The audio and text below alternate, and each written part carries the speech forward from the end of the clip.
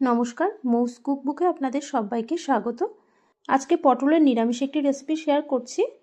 পটলের রেসিপি তো অনেকভাবেই আপনারা বানিয়ে খেয়েছেন, কিন্তু আমার মনে হয় এইভাবে কখনো ট্রাই করেননি। খুবই সাধারণ রান্নাটা, তবে স্বাদ কিন্তু দারুণই হয়। একবার হলেও ট্রাই করে দেখুন আপনারা। তো শুরু করছি আমার আজকের এই রেসিপি। এখানে 7টা পটল নিয়েছি। পটলের দু সাইড থেকে একটু কেটে বাদ দিয়ে দিচ্ছি। তারপর খোসাটাকে আমি পিলারের সাহায্যে ছাড়িয়ে নিচ্ছি। একটু করে খোসা রেখে দেব, সবটা কিন্তু ছাড়াচ্ছি না খোসাগুলো।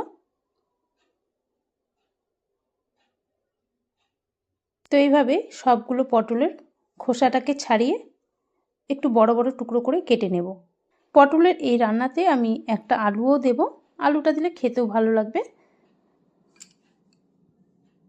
তো সবগুলো দেখুন পটল কেটে নিলাম। পটলগুলোকে ভালো করে ধুয়ে নেব, আর এদিকে একটা আলুর খোসাও ছাড়িয়ে রেখেছি, আলুটাকেও একটু বড় টুকরো করে নেব। যেহেতু এখানে পটলগুলো আমি একটু বড় টুকরো করে কেটে নিচ্ছি, তাই আলুর টুকরোগুলো একটু বড় করে করে নিচ্ছি। সবজিগুলো যদি এক মাপের থাকে দেখতেও কিন্তু ভালো লাগে। তো আলু পটল ভালো করে ধুয়ে নেওয়ার পর এবার আমি কড়াই বসিয়ে কড়াইতে দিয়ে দিচ্ছি প্রায় বড় 3 চামচের মতো সর্ষের তেল। তেল গরম হলে প্রথমে আলুটা ভেজে নেব। একটু লবণ আর হলুদ দিয়ে 3 থেকে 4 মিনিট আলুটাকে ভেজে নিচ্ছি।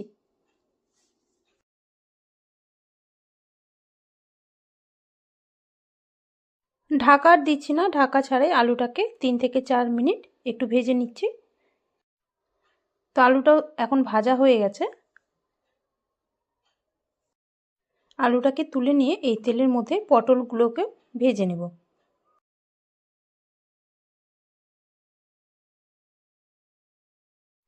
দিয়ে দিচ্ছি এবার পটলটাকেও ভালো করে ভেজে নেব। আর পটলটা একটু ঢাকা দিয়ে ভেজে নেব, এতে করে পটলটা একটু নরমও হয়ে যাবে আর ভাজাটাও ভালো হবে।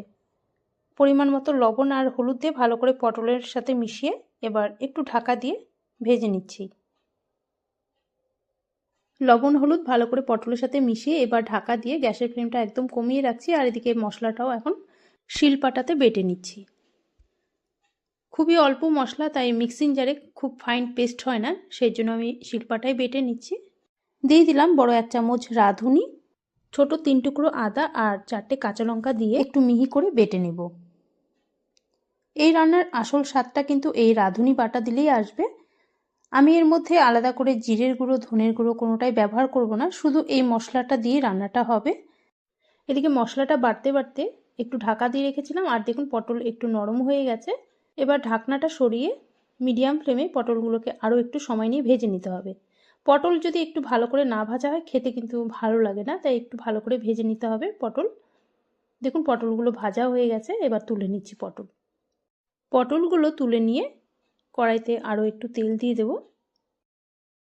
দিয়ে দিচ্ছি পরিমাণ মতো সর্ষের তেল।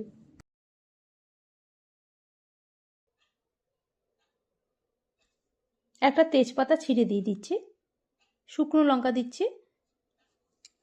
ফোড়নে এবার দেব 5 ফোড়ন, ছোট হাফ চামচ দিয়ে দিচ্ছি 5 ফোড়ন।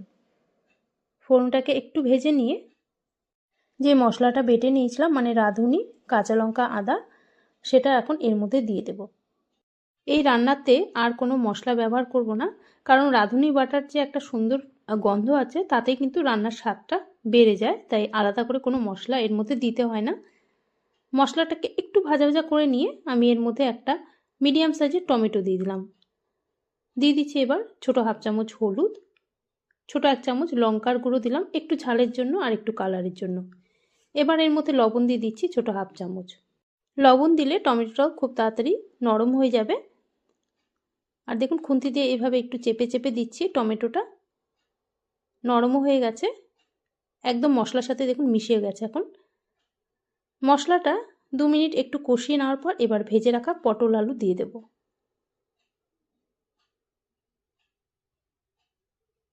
ভেজে রাখা পটল আলু দিয়ে মশলার সাথে আরও 1 থেকে 2 মিনিট একটু কষিয়ে নিতে হবে। মশলার সাথে পটল আলু দিয়ে একটু কষিয়ে নিলাম, এবার দিয়ে দিচ্ছি গরম জল।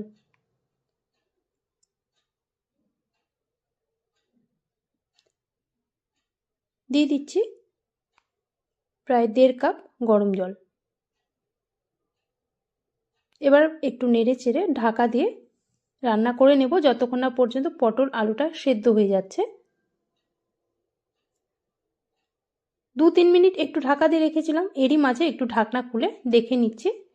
পটল আলু তো ভালো মতো এখনও সেদ্ধ হয়নি, আরও একটু ঢাকা দিয়ে রাখবো। আর আমার কাছে একটু লবণটা কম মনে হচ্ছিল, তাই এই সময় আরও একটু লবণ দিয়ে দিলাম। দিয়ে আবারও ভালো করে নেড়ে চেড়ে ঢাকা দিয়ে রাখবো। গ্যাসের ফ্লেমটা কিন্তু লোতেই রেখেছি।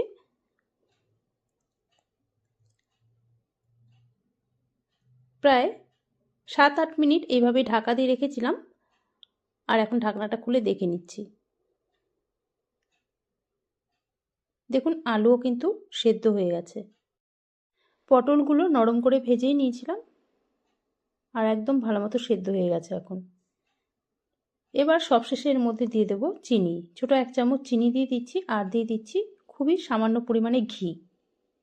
চিনি আর ঘিটা দিয়ে ভালো করে মিশিয়ে নিচ্ছি। মিশিয়ে গ্যাসটা এবার অফ করে দেব।